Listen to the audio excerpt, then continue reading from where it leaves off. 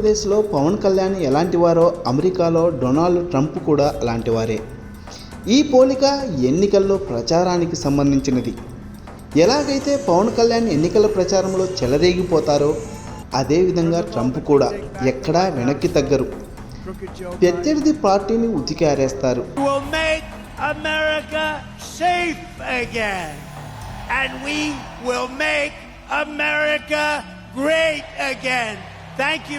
Straight డైలాగ్స్తో డైనమిక్గా చెలరేగుతారు.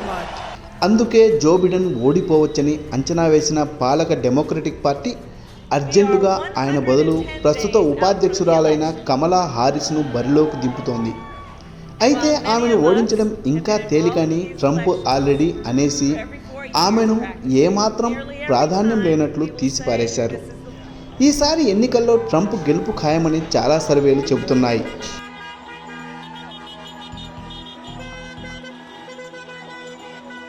If you want to really see something that's take a look what happened.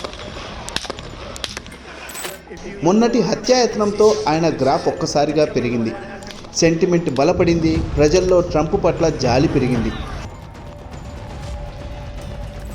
పైగా దాడి తర్వాత ఆయన పిడికిలి బిగించి ధైర్యాన్ని ప్రదర్శించడం చూసి ప్రజలు ఇలాంటి నేత ఉండాలి అంటున్నారు.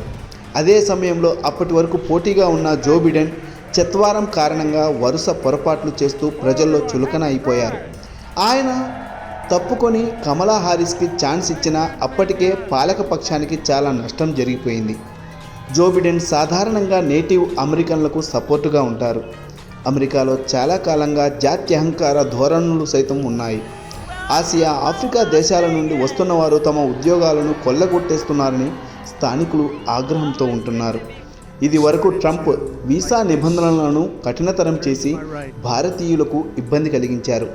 ఇప్పుడు మళ్ళీ ట్రంప్ వస్తే విదేశాల నుండి ఉద్యోగాల కోసం అమెరికా వెళ్లే వారికి కఠినమైన షరతులు విధించే అవకాశం ఉంటాయి.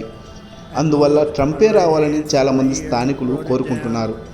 ట్రంప్ వస్తే ప్రపంచ దేశాలకు మరో రకమైన సమస్య కూడా వస్తుంది. ట్రంప్ ఆయుధాల వ్యాపారాన్ని బాగా ప్రోత్సహిస్తారు.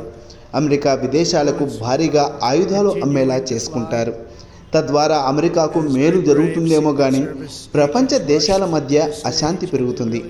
ట్రంప్ స్వతహాగా బిజినెస్ మ్యాన్ కాబట్టి ఆయన ఆలోచనలన్నీ అలాగే ఉంటాయి.